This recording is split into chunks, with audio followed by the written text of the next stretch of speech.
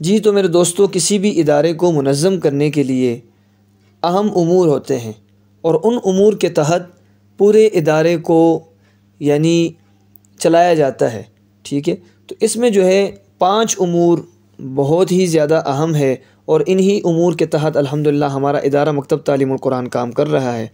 تو اس میں پہلے نمبر پہ نظام ہے، دوسرے نمبر پہ نصاب ہے، تیسرے نمبر پہ طریقہ تعلیم، اور چوتھے نمبر پہ معاونت، اور 5ویں نمبر پہ عملی تربیت۔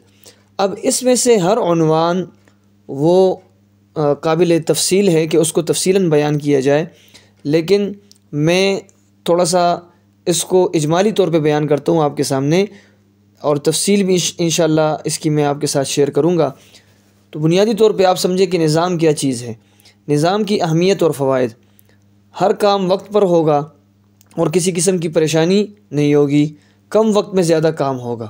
بہت بڑا فائدہ ہے جی نظام کا، کہ کم وقت میں بہت سارا کام ہو جائے گا، تمام طلباء طالبات کا مکمل وقت استعمال ہوگا، بہترین نتائج حاصل ہوں گے، اور اسی طرح لوگوں کا اعتماد بڑھے گا۔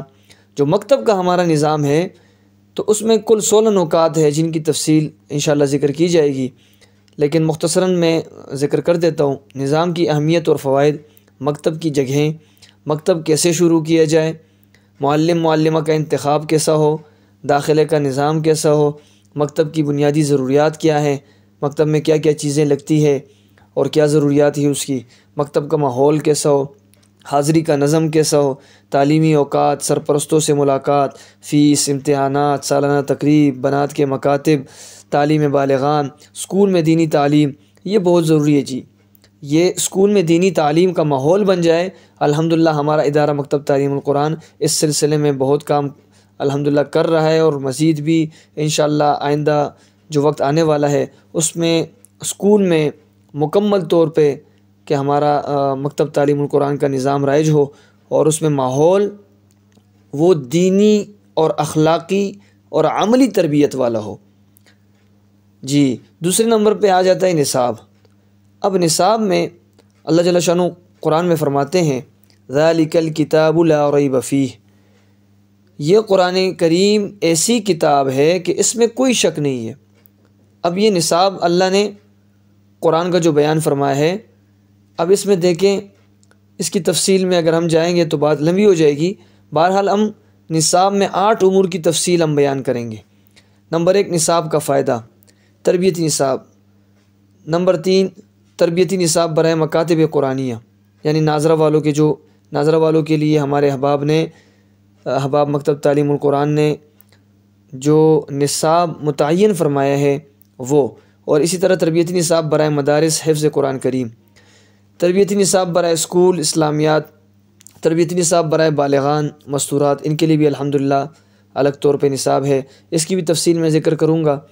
اسی طرح تربیتی نصاب بریل یعنی نابینا بچوں کے لیے، اس کا بھی ماشاءاللہ ہمارے احباب نے بڑی محنت فرمائی ہے، اس پر بھی نابینا بچوں کے لیے باقاعدہ قرآن بھی جو ہے نا اس طرح نقطوں کے ساتھ جو ابھرے ہوئے نقطے ہوتے ہیں اس طرح الحمدللہ احباب مکتب تعلیم القرآن نے محنت فرمائی ہے، اور اس طرح کا قرآن الحمدللہ موجود ہے۔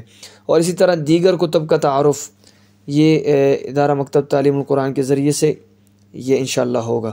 اسی طرح نصاب کا فائدہ کہ نصاب کے ذریعے طالب علم بہت ساری باتیں آسانی کے ساتھ کم وقت میں حاصل کر لیتا ہے۔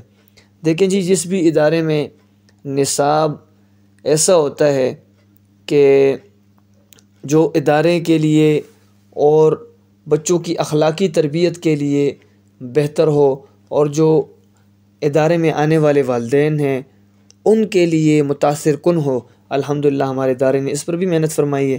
نصاب کی وجہ سے تعلیم و تربیت کی ایک متعین مقدار استاد، والدین، سرپرستوں اور ذمہ داروں کے سامنے ہوتی ہے، جس کی وجہ سے استاذ کو پڑھانے میں اور ذمہ داروں کو نگرانی کرنے میں کیا ہوتی ہے، سہولت ہوتی ہے۔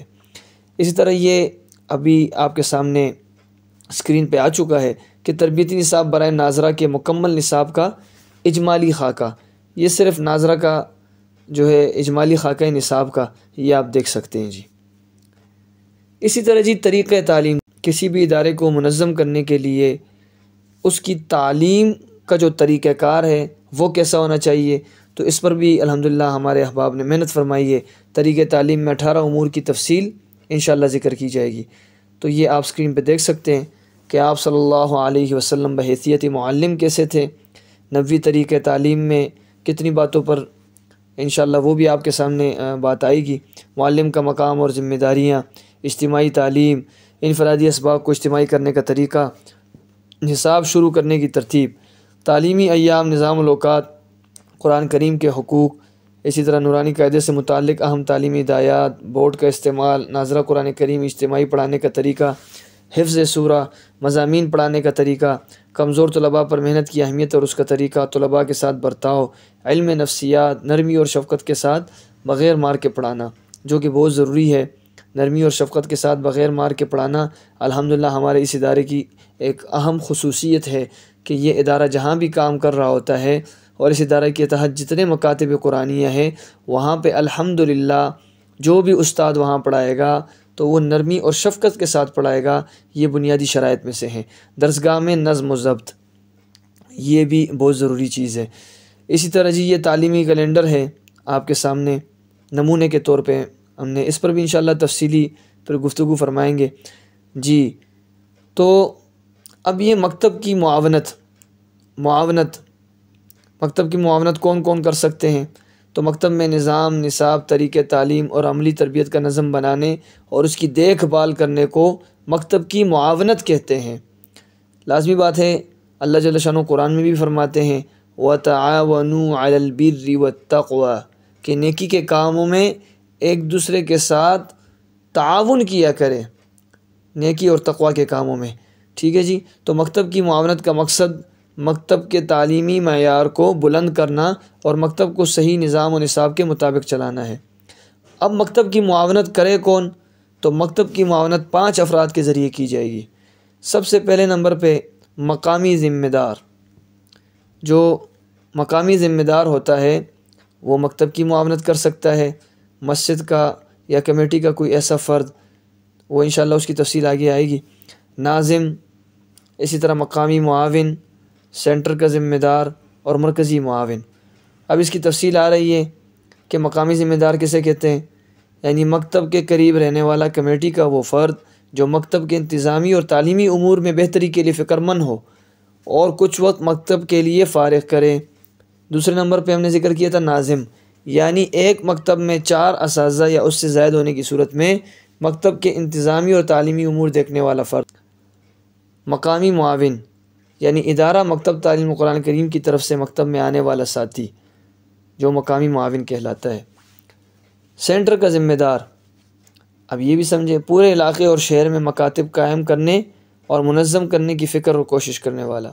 نمبر 5 مرکزی معاون، مختلف علاقوں اور شہروں میں مکاتب قائم کرنے اور منظم کرنے کی فکر اور کوشش کرنے والا۔ جی عملی تربیت میں نظام، نصاب، طریقۂ تعلیم اور معاونت، ان چاروں امور سے مقصود مطلوب یہ ہے کہ مکتب میں پڑھنے والا ہر بچے کی عملی تربیت ہو جائے، آنے والا ہر بچہ اس کا تعلق اللہ کی ذات کے ساتھ بن جائے، وہ اللہ کے ولی بن کے جائیں۔ عملی تربیت میں 4 امور کی تفصیل ذکر کی جائے گی: انسانی طبیعیت، نبوی طریقۂ تربیت، عملی تربیت کرنے کے طریقے، معلم، معلمہ، طلباء، طالبات کو ان امور کی عملی مشق کرائیں۔ انسانی طبیعت، میں سنتا ہوں، بھول جاتا ہوں، میں دیکھتا ہوں، یاد رہتا ہے، میں کرتا ہوں، سمجھ جاتا ہوں۔ اس لیے ضرورت اس بات کی ہے کہ ہر بچے کی صرف زبانی تربیت پر اکتفا نہ کیا جائے بلکہ ساتھ ساتھ اس کی عملی تربیت پر بھی توجہ مرکوز رکھی جائے۔ اس میں کوئی شک نہیں کہ صرف زبانی طور پر بتانے سے زیادہ بہتر یہ ہے کہ بچوں کو عملی طور پر پڑھایا جائے اور سمجھایا جائے۔ عملی طور پر پڑھانے سے سمجھ میں بھی آ جاتا ہے اور یاد بھی رہتا ہے۔ عملی طور پر سمجھانا یہ فطری طریقہ تربیت ہے اور نبی کریم صلی اللہ علیہ وسلم کا یہی طریقہ تربیت تھا۔ تو دوستو، امید کرتا ہوں آج کی یہ ویڈیو آپ کو تربیت کے حوالے سے اور ہمارا ادارہ مکتب تعلیم القرآن کا مختصر جو تعارف تھا وہ میں نے آپ کے سامنے رکھ دیا ہے۔ انشاءاللہ اگلی ویڈیو میں وقتاً فوقتاً آپ کے ساتھ چیزیں ہم شیئر کرتے جائیں گے۔ اللہ جل شانہ ہم سب کی حفاظت فرمائے اور دین کے عالی شان خدمت کے لیے ہم سب کو قبول فرمائے۔ والسلام علیکم ورحمۃ اللہ وبرکاتہ۔